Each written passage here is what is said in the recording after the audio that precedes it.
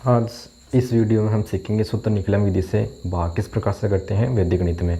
ठीक है, इसके पहले हम वैदिक गणित के पार्ट नंबर 3 पढ़ चुके हैं। पार्ट नंबर 1 में आपने क्या पढ़ा, वैदिक गणित का परिचय पढ़ा। ठीक है, और पार्ट नंबर 2 में आपने क्या पढ़ा, वैदिक गणित के जो महत्वपूर्ण सूत्र हैं जो पढ़े आपने। ठीक है, और पार्ट नंबर 3 में आपने क्या पढ़ा, सूत्र निकलन विधि से वर्ग किस प्रकार से करते हैं। आज पार्ट नंबर 4 में क्या पढ़ेंगे हम, सूत्र निकलन विधि से भाग हम किस प्रकार से करेंगे आप। ठीक है, तो ये है कक्षा 10 के लिए विषय गणित है, प्रश्नावली 1 वैदिक गणित part number 4 Rajasthan board Ajmer. ठीक है, और हिंदी मीडियम के लिए है। ठीक है, तो इस वीडियो में हम देखेंगे सूत्र निकलन विधि से भाग किस प्रकार से करते हैं।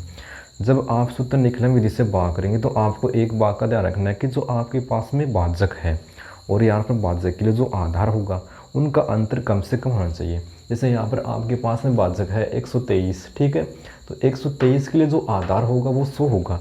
तो यहाँ पर भाजक व आधार का जो अंतर है वो 23 का ही है। ठीक है, और यहाँ पर जो आपके पास में भाजक है वो है 889, और 889 के लिए जो आधार है वो आपके पास में 1000 है। तो यहाँ पर भाजक में आधार का जो भी अंतर है वो क्या है, 111 है। ठीक है, तो क्वेश्चन नंबर 1 क्या बोलता है आपको कि आपको 14,885 में भाग देना है 123 का। ठीक है, तो सबसे पहले आपको लेना है भाजक है। तो यहाँ पर जो भाजक है वो क्या है, 123 है, और 123 के लिए जो आधार है वो आपके पास में क्या है, 100 है। ठीक है, फिर आपको निकालना है संशोधित भाजक। ठीक है, तो सूत्र होता है आधार माइनस भाजक। आधार आपके पास में 100 है और भाजक आपके पास में कितना है, 123। ठीक है, एक संख्या प्लस की है, एक संख्या माइनस की है, और बड़ी संख्या इस बार आपके पास में क्या है, माइनस की है। तो जब घटाएंगे तो आपके पास में बड़ी संख्या माइनस की है तो चिन्ह माइनस का आएगा, तो माइनस के 23 आ गए। अब देखो वैदिक गणित में जो माइनस की संख्या आती है उसको हम किस प्रकार से लिखते हैं, आपको जो माइनस का चिन्ह है वो 2 के ऊपर भी लगाना है और 1 के ऊपर भी लगाना है। ठीक है, इस प्रकार से आपको लिखना है। फिर हम करते हैं प्रथम खंड और द्वितीय खंड और तृतीय खंड के भागों में बांटते हैं। ठीक है, प्रथम खंड में क्या आएगा, सबसे पहले आएगा भाजक, और जो भाजक है वो आपके पास में क्या है, 123, और 123 के लिए जो आधार है वो आपके पास में क्या है, 100 है। फिर आपने क्या निकालना है, संशोधित भाजक, वो आपके पास में कितना है, 2 भी माइनस का और 3 भी माइनस का, ये लिखना आपको। ठीक है, द्वितीय खंड में और तृतीय खंड में आपके पास में क्या आएगा, वो आएगा भाज्य। ठीक है, भाज्य किस प्रकार से है कि आपके पास में जो आधार है उस आधार में कितने जीरो हैं, तो बताएंगे आप बोलेंगे आधार में 2 जीरो है, तो यहाँ पर भी 2 अंक आएंगे तीसरे खंड में। पहले तीसरे खंड में लिखेंगे आप, आधार में 2 जीरो है तो यहाँ पर आपके पास में 2 अंक आएंगे। ठीक है, वो किसके आएंगे, भाज्य के। ये तो एक भाज्य का इकाई का अंक और भाज्य का दाई का अंक, और शेष अंक आपके पास में कहाँ पर आएंगे, वो आएंगे मध्य खंड में। तो 1 का 1 आ गया। फिर 1 को किससे गुणा करेंगे आप, 1 को -23 से गुणा करेंगे, तो 1 तो प्लस का है और 23 आपके पास में किसका है, माइनस का है। ठीक है, तो गुणा करेंगे तो आपके पास में संख्या आएगी -23।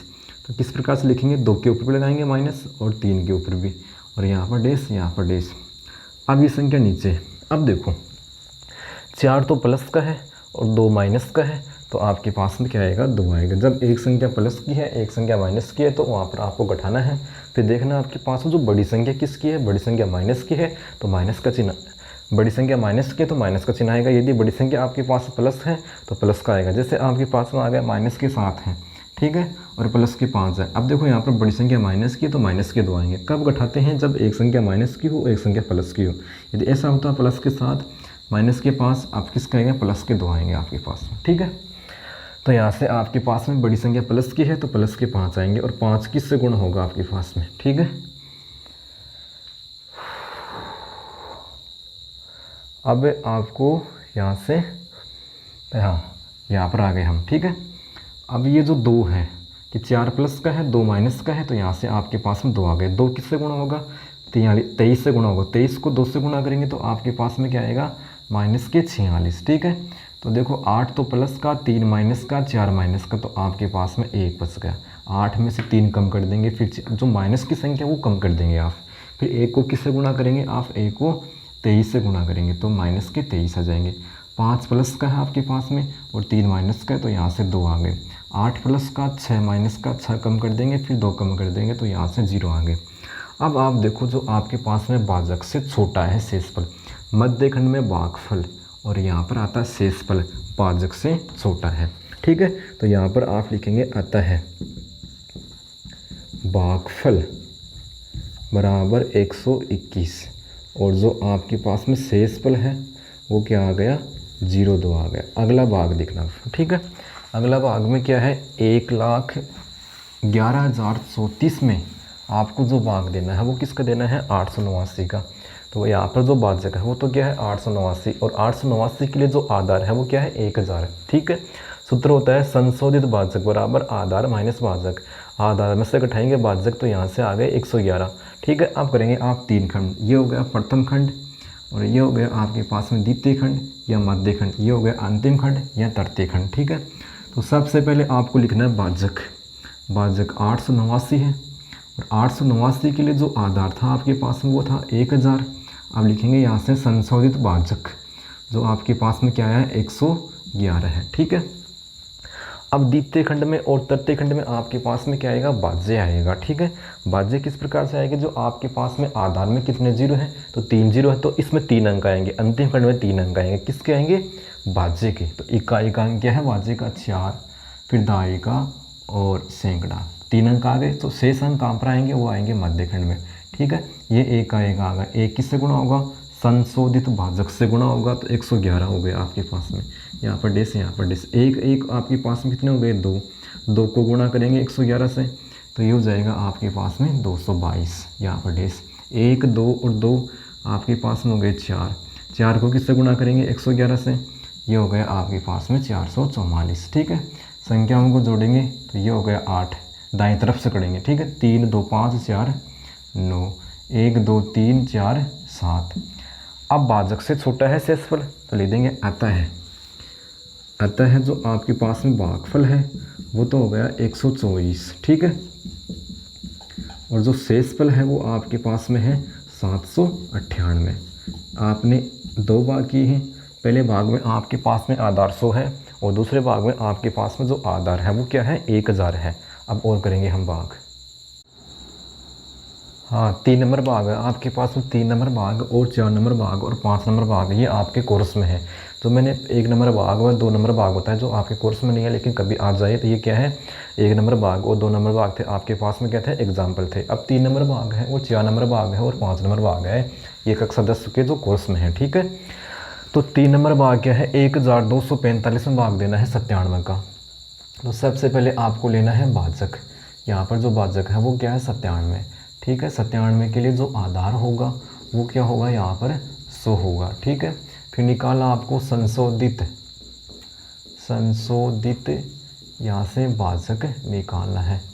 जो आपके पास में सूत्र होता है आधार माइनस यहाँ से भाजक। आधार आपके पास में 100 है और भाजक आपके पास में 97 है, तो एक संख्या प्लस की एक संख्या माइनस की।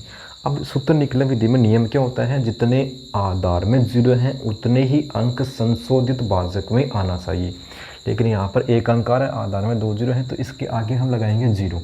अब 2 अंकों में हो गया, ठीक है। अब करेंगे आप 3 खंड, ये हो गया आपके पास में प्रथम खंड, ठीक है। और ये हो गया आपके पास में मध्य खंड या द्वितीय खंड, ठीक है। और ये हो गया आपके पास में तृतीय खंड या अंतिम खंड। सबसे पहले आपको लिखना है भाजक। भाजक हो गया 97, ठीक है। फिर लिखेंगे आप 97 के लिए जो आपके पास में आधार होगा, तो 97 के लिए जो आधार होगा वो आपके पास में क्या होगा, यहाँ से 100 होगा। फिर लिखना आपको संशोधित